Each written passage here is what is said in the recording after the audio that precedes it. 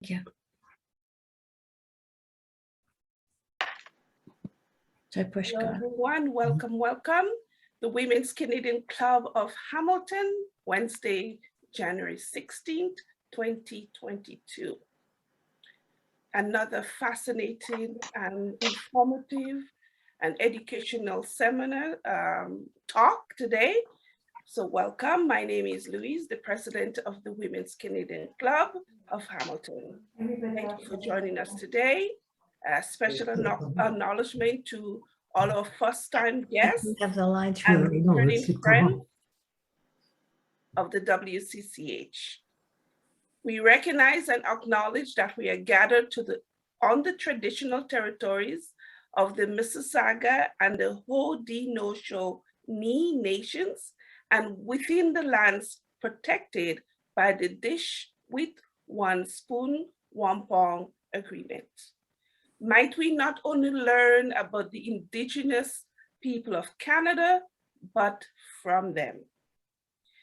The Women's Canadian Club of Hamilton is striving to continue to be a group of people concerned about issues that affect women, education, and advocating for those issues in our community.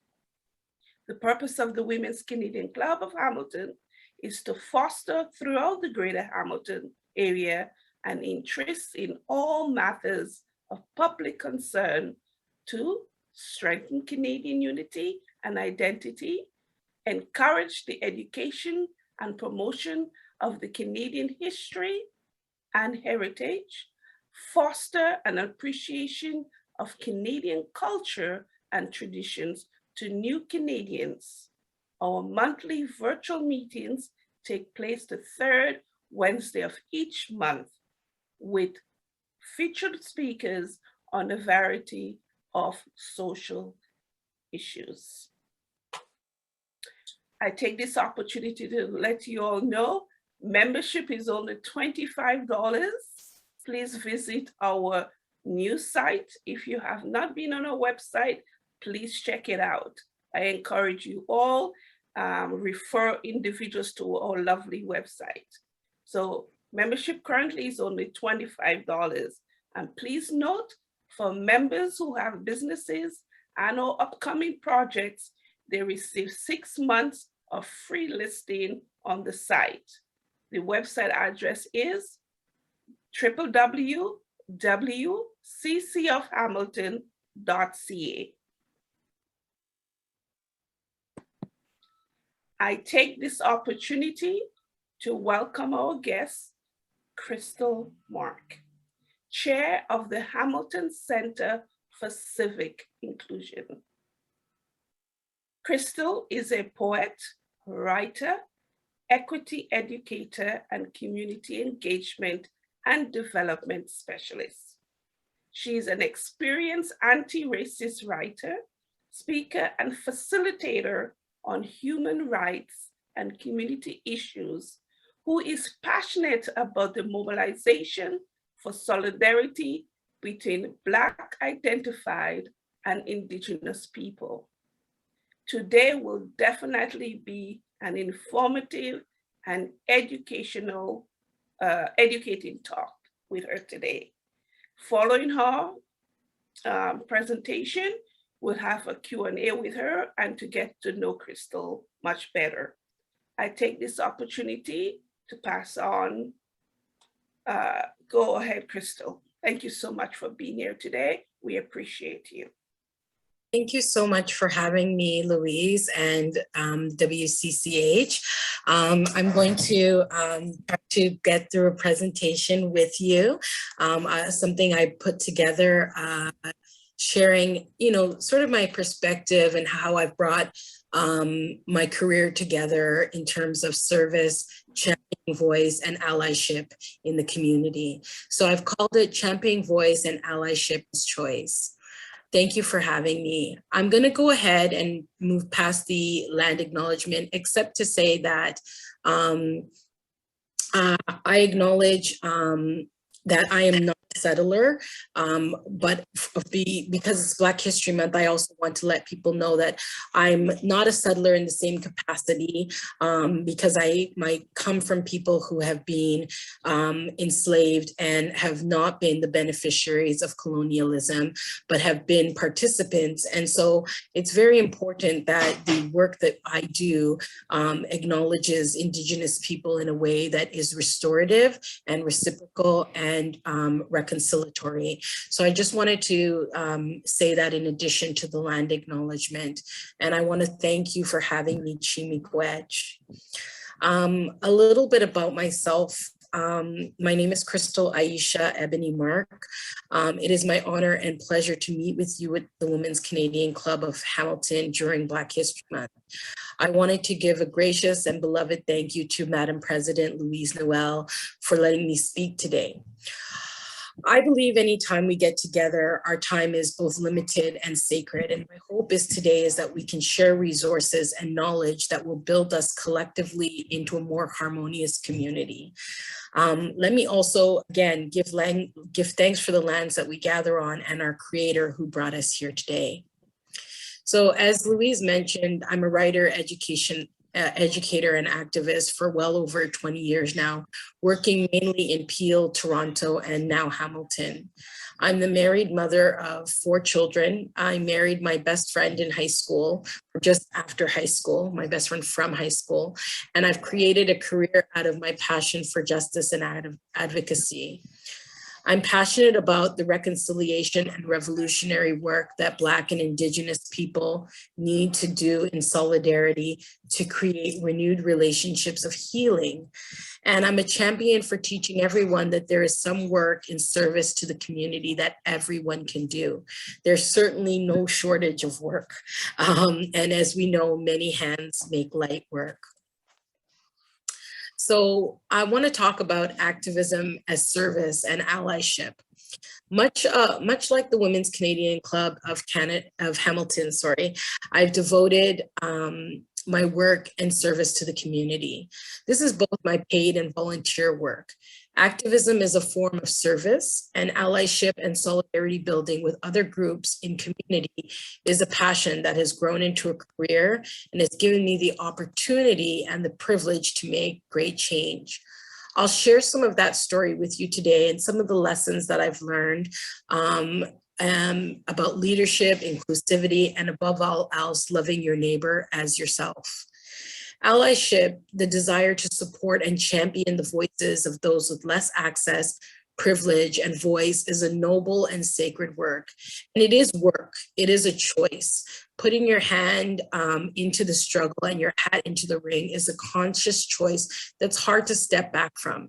But putting yourself forward means that you are saying yes to some of the most rewarding work of your life. So these are some of the movements and that I've championed or allied to support, and I'm just going to go through them briefly and tell you a little bit about them. The first one is Malton Moms. I started Malton Moms in 2007 with a colleague of mine. Her name is Cameron, and we noticed that there was a gap in the community. I had moved back to my hometown community of Malton, Mississauga, Ontario, and I noticed that in the 10 years that I had been gone away doing university, raising my family, that there was little or no like social development. Like it was like the community had been stunted. And I had attended this prenatal class, and when it was finished, I gathered the mothers together and I said, you know, would you like to meet once a week? I think it would be a great idea for us to not only just socialize, but for our kids to get to know each other and sort of create a tribe that they can get to know one another and they know each other in the neighborhood, and it develops and brings more community. I was really raised in the community. I was always involved in something, gymnastics, tennis, swimming, soccer, whatever you have it. And my parents made sure that we were always engaged in something, cycling, anything, whatever the season often dictated what we were doing. And I knew that there was a lot of families in the community who didn't have the means and the resources to maybe be sending their children to these events or to these gatherings, but that they still needed a place to gather for community. We started with a lunch and a meetup at the splash pad, and that grew us into an organization today that has 500 members. The last prominent piece of work I would say that Malton Moms participated in was the work sorry, there is a very loud dog shouting outside, so I'm sorry if you can hear that. At any rate, the last prominent work that we did was, if you've heard that there was a fire, a house fire that took 3 children in Brampton, that was one of our Malton Moms, and her name is Heather. And unfortunately, Heather did lose 3 of her 5 children. And we gathered resources, support, and as an agency, we covered media for her. We made statements to the media. We did a GoFundMe that started at a modest $20,000 and went up to $270,000. We were very fortunate to be able to steward these funds so that she could rebuild her life. And we're still working with aftercare and supports to allow her to still continue to heal. Heather, I want to also let you know, is an Indigenous woman, so we also provided a trip for her to return to Moose Factory, where her family is from, so that she could do some Indigenous healing and work. I'll go on to the Black Community Action Network of Peel. The Black Community Action Network of Peel is a small agency that works in Peel, and I stewarded that agency, and I sort of helped it gain its legs and get off of its feet in the community. And what the purpose of that organization is to provide supports to the Black community in Peel, have a speakers bureau. So it's very similar to this club, where members meet and then they share ideas and they have speakers and they do work in the community. I'm currently the chair for the Hamilton Center for Civic Inclusion, and I'm very proud of this role. I was a volunteer for 2 years, and then I stepped forward to be chair, and I'm so proud of the work that they've done. And I'll tell you a little bit more about how I would love if we could partner with some of the work that we've been doing. I was chosen as one of the 150 CBC Herstory in Black. It was a first time ever series that profiled 150 Black women for Black History Month. And again, some of the work that I did with Malton Moms and in the community gave me that honor. And then for my work as a professional, what I do to get paid is I work as an education and awareness consultant at Ryerson's Office for Vice President, Equity and Community Inclusion. So here's some of the pictures of some of the work that I've done and some of the people that I've had the great pleasure of working with. And I believe that together is the way forward.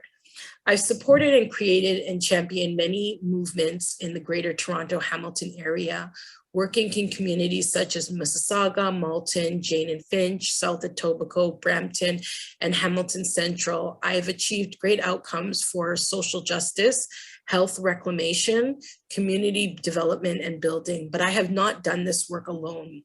There are many people who I've worked with who've given their time and resources, whether that be financial, intellectual, personal, philanthropic, or physical, to ensure that work envisioned by movers and shakers like ourselves can actually materialize.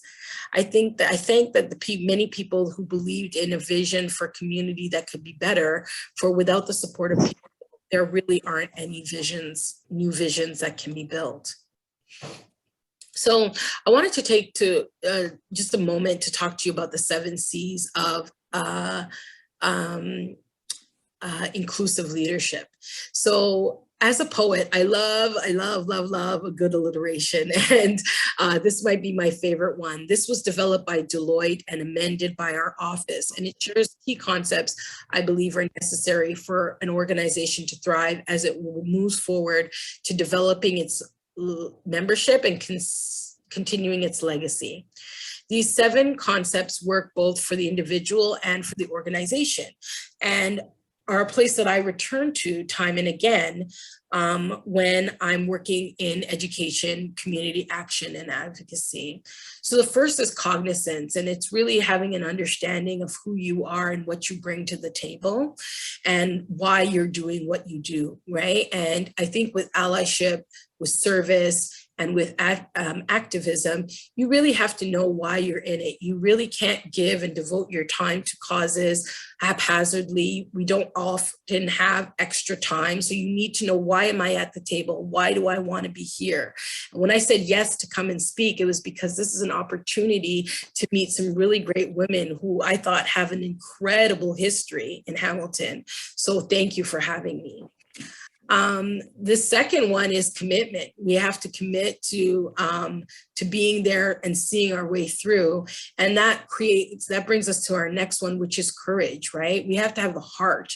We have to have a heart and a passion for the things that we are committed to.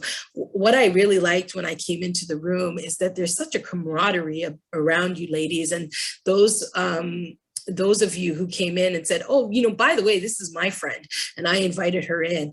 And that sort of courage to lead and to connect brings me to collaboration. Without collaboration, nothing gets done. I love the magic that collaboration has. Sometimes it can be messy. There is a saying that there's too many cooks in the pot. But I actually believe that most of the time, collaboration brings out some of the best of our work. And my favorite is curiosity. I love to get curious, and that means asking questions, finding out the why, finding out the how. That's really a big part of how I do my work. When I don't understand, I'm really curious. I'm curious to the point that I would say I'm not nosy, I'm curious. And I try my best to figure out what is the why of why we're doing what we want to do and how can we do it better. And then cultural intelligence, an understanding of the people around me, the organizations I work with, the history, all of that brings me to this place where I have to understand not just me and the culture that I understand, but how do I understand the cultures that are around me, and how do I amalgamate that into something that I can use and I can support as well. And then the last one, the clincher, is credibility. Am I someone that you can trust? Am I someone that is giving to the point that that you know that I am there, that I've demonstrated all of the previous: courage, cognizance, commitment, intelligence, and curiosity. So these are the pieces that I wanted to share with you, and I wanted to share this wonderful, illustration of how we can work together in community. So then here we go. I'm going to show you a little bit about the Hamilton Civic Leadership Program. HCCI needs the investment of community groups such as yourself to continue leadership and mentorship opportunities for a wide spectrum of Hamilton youth. As the current chair for Hamilton Center for Civic Inclusion, it's been my pleasure to champion the work of the organization that it's been doing over the past 10 years. And from the past 2 years under my work as chair, I've seen the Hamilton Civic Leadership Program do amazing things, and I've seen youth fully actualize who they are and carve out paths for themselves that, to be honest, we might have not seen as possible before. And see, that's where the magic of allyship and advocacy is. Through the power of mentorship and leadership skills and development, the Hamilton Civic Leadership Program offers engaging participatory sessions that deepen critical understanding of concepts like democracy, civic engagement, civic inclusion, and community development. community organizing skills, and leadership skills for all youth. Special attention is given to Black, Indigenous, trans, and non-binary youth in Hamilton and the surrounding areas. And why I really like championing this program is because it supports our most marginalized youth.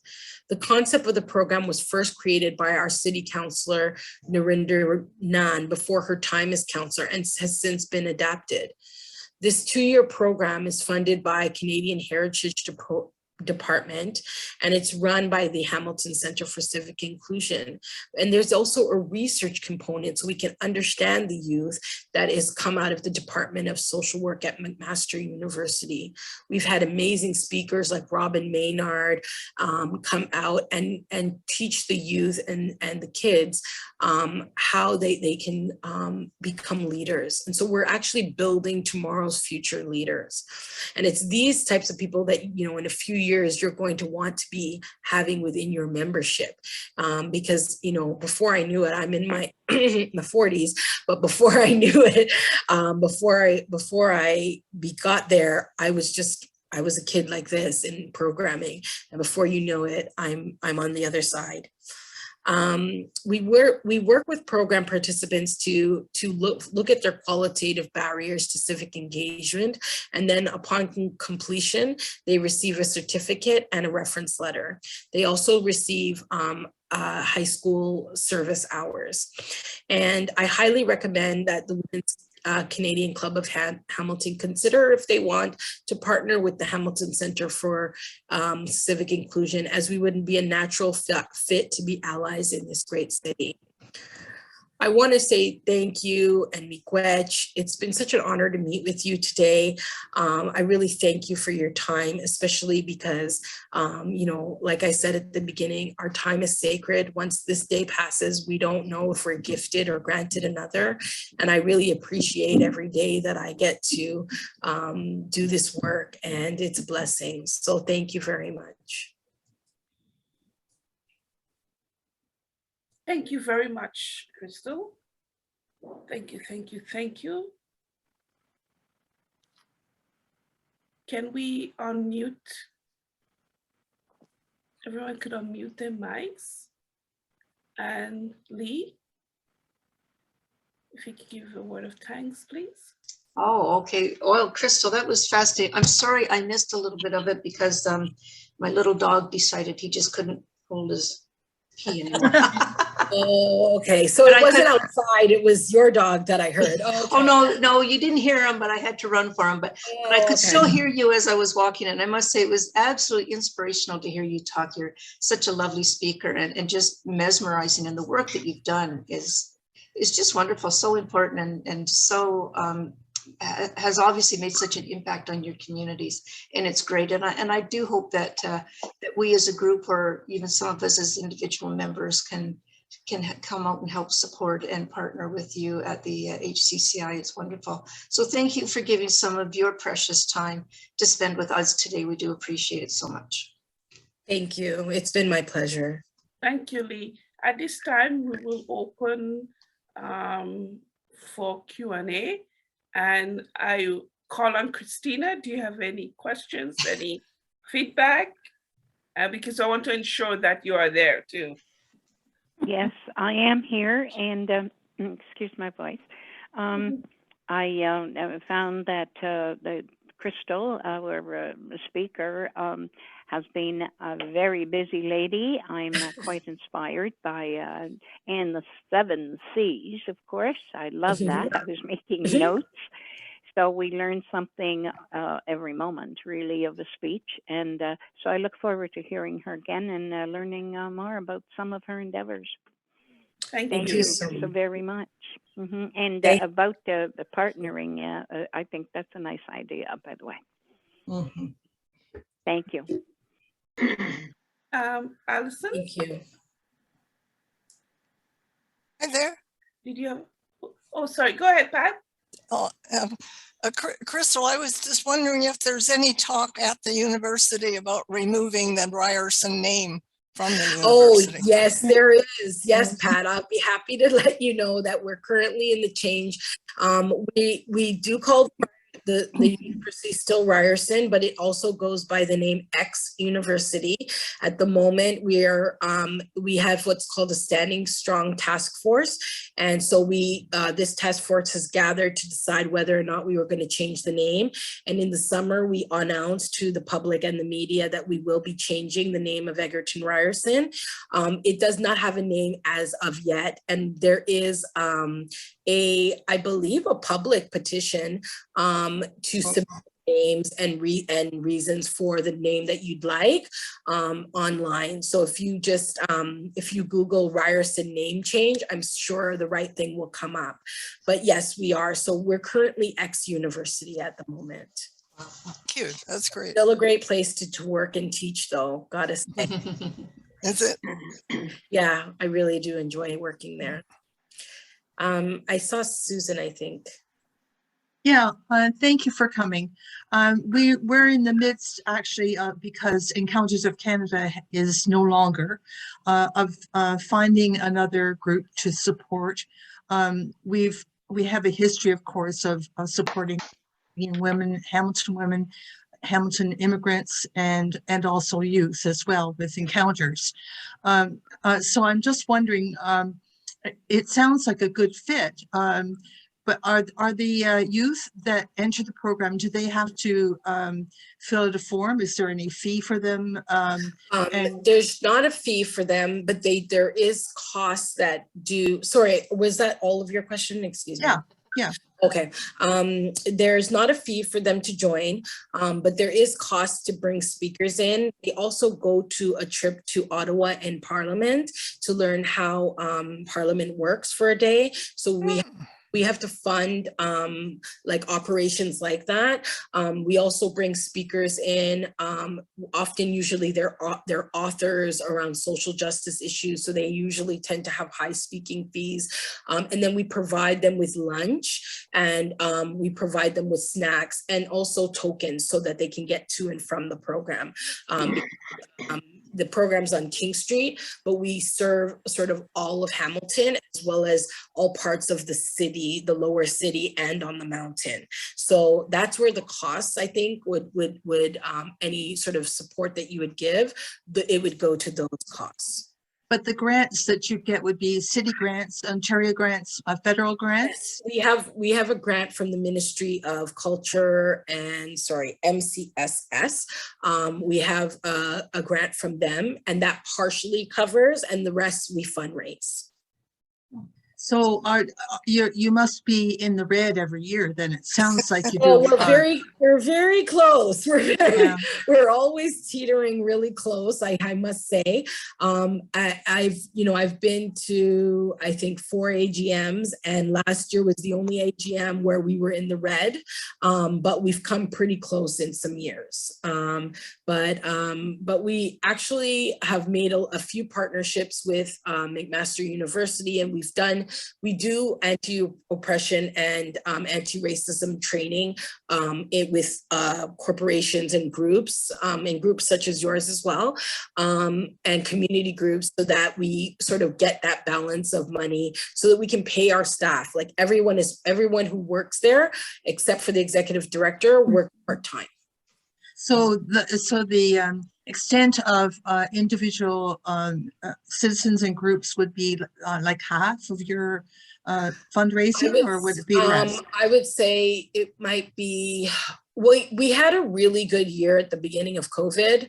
So that was about 2 years ago. I would say that was a year that it was more than half, but I think that it would be less than half to say in general, that it's less than half of our it's more than a lot less than half of the donations that we receive helps to fund and run our organization. And then what percentage of your financial statement would go directly to the youth programs? Would it be like 90%, or what percentage? Oh, okay. I think we spend about 20% of our resources on the youth program. We have 2 youth programs, the leadership program and the youth mentorship program. These are our 2 biggest programs. So they eat up about 20 to 25% of our budget. So then the office costs would be? About Oh, our 10%? office, yeah, our office costs are about, About 10 or? we had about 10, but we've had years where we've had to hire more staff. So we've had years where our administration costs were like 30%, pretty high. Yeah. But still, Yeah. you know, within the realm of normal for nonprofit organizations. It's nice when it could be as low as it can, you know. Yes, absolutely. That's why we have one full-time executive director right now, and we have 4 staff. We have a bookkeeper, 2 program coordinators, and a program facilitator. Thank you very much. You're welcome. I think Antoinette has her hand up, but she's actually muted. Where is she? Lost her. Where is she? She's over on the right now. Her picture was moved. She's one of 2. Lee is also I don't have muted. a question. I don't have a question. Oh, okay. I thought that was your hand. Okay. I have a question. Yes. Crystal, how many students would you be looking after at a time? Is there a certain number every year or 2 years? Yes, every year we aim to have 30 students go through, but we've had many as 60 because the requests become really high. There's a lot of students who really need support. So every year we open, we say we're going to have 30, 32, but we get requests up to 90. And we usually end up taking on another 30. So last year we had 60 altogether. So that's like 60 lunches every week, 60 tokens, and 60 trips to meet our, you know, we like last year they went to meet the NDP in caucus, and they got to meet Jagmeet Singh and Matthew Green while they were doing their work in Parliament. So we try to organize trips like that. We try to bring them to law offices in Hamilton so that they can get a grasp and an understanding of different career paths that they can take. One of the things I think that school just doesn't provide is a real broad sense of what the working world can be. And so they definitely get this in the program. Are they recommended by the school or? Usually there are school recommendations, and we do work with the school. We send out forms and we let the school know that we're looking for candidates, but oftentimes they're either self-nominated or their parents will send something, or a guidance counselor may say, you know, I heard about this program. We do a lot of liaising with the school board. Especially to make sure that they're aware of us. And we actually sometimes use space within the school when we have bigger events, like for example, Bernie Custis, we've used their school so that we can meet with, you know, in the schoolyard and make use of the big physical space because our office is rather small. Thank you. Mm-hmm. You're welcome, Allison. That was Allison, right? Yeah, it is. Even though my husband's name's on the screen, I see. Yeah, that's okay. I remember when you came in. Mm-hmm. Any other questions? Feedback? Oh, Susan's there. Sorry, I didn't want to take anyone else's time, but just a quick question. If you have had up to 60 students, how many have you had to refuse part of the program? We've had to refuse upwards of 39. We've had to refuse, we had 99 applicants, and we've had to refuse 39 students. And that's something we didn't want to do. So what we did is we kept them on a waiting list. And so if people dropped out, or sometimes there's attrition rates of like, I'd say 10%. Most of the kids stay right till the end. Then we'd bring them in. But what we would do is often keep them on the list for the following year. So it's like we have this rolling list. Excuse me. Yes. How do you make your final choices what are the candidates? Yeah. How do we make the choices? Usually, sorry, go ahead, Christine, I interrupted you. Thank you. No, that's fine. I was asking how you make the final choices. How we make the choices. Usually What we do is we do it by committee. Our board takes a look at the applications. We see which ones are the strongest, but we do not only recommend based on the strongest, because it's often the ones who need more work and more support on their applications that they need the program more. So sometimes it's based more on an equitable basis, like who needs the program more, as much as who's strong enough for the program or who would make a great fit for the program. Sometimes we decide, okay, well, this person, we'd like to call them and have them in and talk with them. So we don't ambush them with the board, sitting with them. We talk with them one-to-one with one of the counselors and sort of see what their interest is and then go from there. So I would say that in terms of, I guess the way to say, in terms of those most needed, like those who have most marginalization, we look at that, but we also look at who has strengths, who has stuff to offer, as well as who needs a little bit more support to finish their school journey. Okay, that was another area there. I was wondering how much financial obligation that candidate would have. Yeah, we try to help them with scholarship applications towards the end, and we try to offer support for them in their high school journey. Once they're connected with us, we sort of follow them through the 4 years of school that they're going through.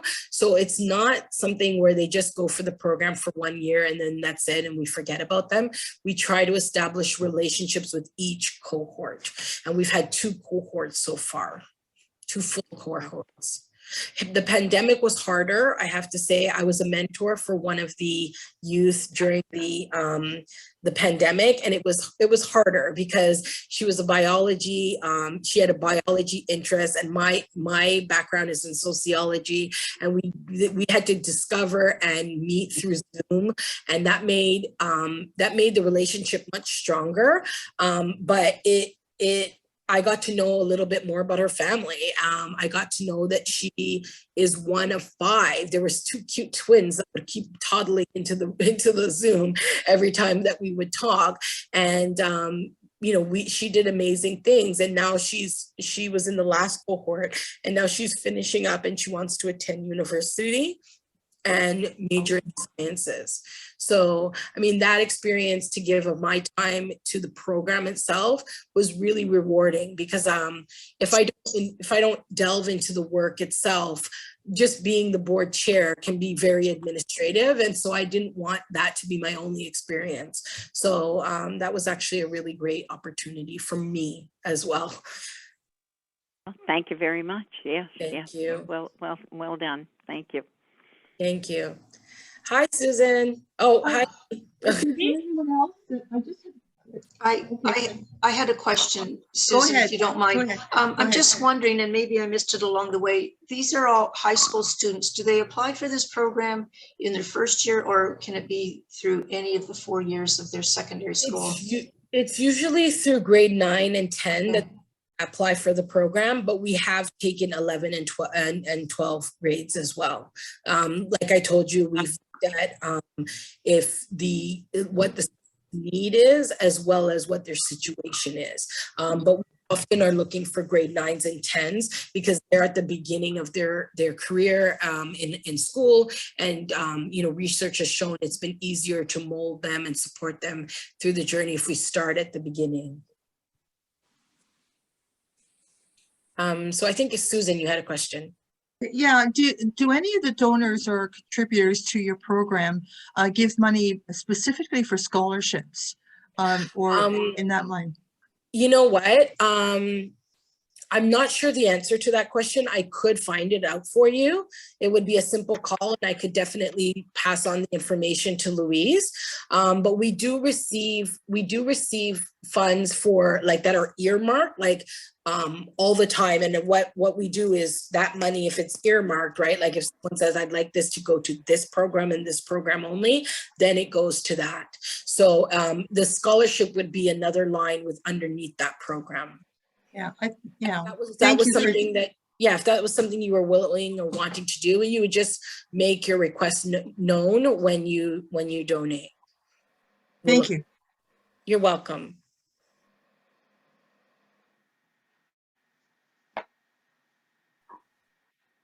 Crystal. Yes, hello, Joyce. Hi, Crystal. Crystal, do you teach the law students at Ryerson? I don't. I do not have a law degree. I wish I did. And I really do wish I did, but it's going to take a while. The law program is new. It's brand new. My colleague and friend works in that department. She actually left our department to help Donna Young, who's a well-known Canadian lawyer. She's a Jamaican Canadian she's very well known in the field. So she is the head or the dean of the law school, and a friend of mine, Tony DeMello, who has a great TED Talk, by the way, online. It works as the assistant dean for the program. So no, I don't work. I work for the vice president of community and equity and community inclusion, but we do work on projects together quite a lot and all the time, because every department has a mandate to do some equity work. So I'm always working with a different discipline or area of the school. And that's what makes the work interesting. Thank you, Crystal. My granddaughter is at Ryerson Law School, and I just thought your talk today would have been good for the students to hear. Okay, so then I'll promise you this. I'll talk to Tony and see if I could come and talk to the students. Thank you. I appreciate that. Thank you. Yeah, my daughters are going to Ryerson as well. I have 3 daughters and 1 son, and my 25-year-old is attending Ryerson right now, and my 21-year-old is at Laurier, and my 17-year-old is going to Ryerson come this September. So I'll have 3 in university. It's a lot, but it's great. I'm really glad, because I'm a first-generation university attendant. So I'm the first in my family. It's nice to see my children going as well. Any other questions? Mary? Yeah. Yes, I have a question. Actually, my question is for the WCCH board. I'm just wondering if we're looking at this at all as a possibility for us to contribute in place of the school program that we did have. I didn't quite hear that. No, I didn't either. Are we looking at this as a possibility for our involvement, our contribution in some way to this program? Yes. Yes. Okay. Yes. Maybe I was asking, is this as we have discussed in our past board meetings for the board members, is this program to be considered for donation? So the answer is yes. Okay. Hence why I asked her to incorporate it with her talk with us today. Okay, good. No, I was aware we were looking for a replacement for the program that we had, but I wasn't sure that this was it. Ruth? Oh, you're muted. So are you, Lee. Sorry, I had to pop out. It was a really important phone call. So I've missed part of it, but what I've heard, that there's a possibility we could support these programs with the youth. Will, be helpful when we consider it. Definitely, yes. All right, Gwen, do you have any questions? No? Or she's not able to unmute. Yes, you got it. Sorry, I'm muted. No, I don't have any at this time. Okay, wonderful. Kay?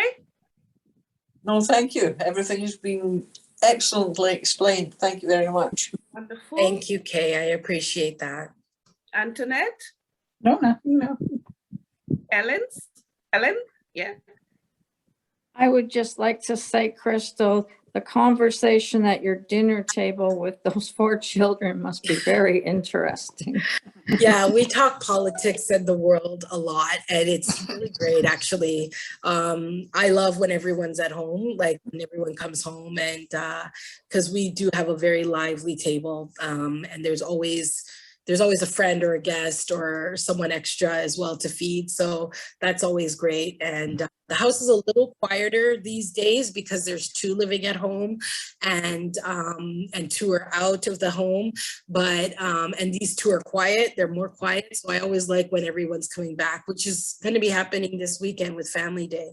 So yeah, it's going to be great. Thanks. Okay. January, I'm okay.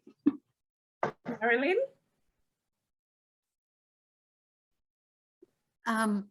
I'm interested, what percentage would you say are Indigenous and what percentage are Blacks? Or is it very occasional? It's more of one kind than another? I would say that Indigenous participation in the program is still low and we're still working on it. I would say as areas from 2 to 5%. And then I would say that about 80% are Black identified, and that would be Black identified as in Caribbean or Canadian born Black. And then I would say another 20% might be African, such as Somalian or East African in the program. Do you ever get any applications from Caucasian people? Absolutely. Yes, we do. And we take them on. We've had, I know for a fact, we've had in the last cohort, the big picture I showed you, we had 2 white children in the program. So we don't discriminate, that's for sure. We do based on applications that we receive. Crystal, the students, are they Canadian born or newcomers? Oh, the stats on that I don't have, but there's a mix. There's definitely a mix of both Canadian born students who come here and their parents are new immigrants. But most students who come here, like for example, English is their first language, not their second language in the program. So that might tell you a little bit more about whether or not they're Canadian born, or at least speak the language and are familiar with Canadian culture. All right, it's 1:52 p.m. Just a friendly reminder, we meet every Wednesday. Sorry, the third Wednesday. I would like to meet every Wednesday. The third Wednesday of every month, we gather. And our next scheduled meeting is March 16th at 1 p.m. In tribute to International Women's Day. I recommend that everybody do visit our website to check out our newsletter if you have not had the opportunity of the wonderful artwork that Lee has put together. Remember, tell a friend, invite a friend, and we are doing great in terms of our membership. We're growing, we're getting feedback, and we're doing well. So thank you all for all that you do and continue to do for our community, and that's Hamilton community. Yes, may I ask a question? Yes, I wanted to ask a question. So how do you determine your membership? Like what do you have to or be to be a member of the WCCH? Alive. I like that. All right. Okay. Well, I fit the criteria. I guess. Oh, Suzanne, what's the application? Shows an interest in becoming a member. We certainly underpay the membership, and there's also great opportunities of being part of the board and helping move the group forward. Okay. Great place to network, not as much, but in the past, We meet for luncheons. So this event should have been a luncheon. And then we have an upcoming, but I'll get Susan to talk briefly about that, what the Women's Award. Go ahead, Susan. Well, we have a Woman of Spirit Award. And we had one, and then the pandemic struck. So we're going to be having the second one this October, and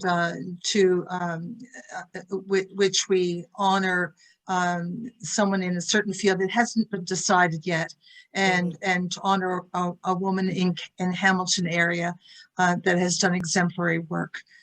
So we invite applications to come in, and that will be announced, I believe, the 6th of March, I believe. Is that correct, Louise? Yes, prior to International Women's Day. Yes, the information will be announced then. Yeah, but we're excited about it. There's a cash prize, and we should say a prize that that we have. We're in with Scotiabank, $500, and we also have a beautiful Canadian piece of art that goes with it for the winner. And so we hopefully want to honor a Hamilton woman who is exemplary in her work in Hamilton. That's an amazing tribute, and that's really amazing. I love to hear that. That is thought out.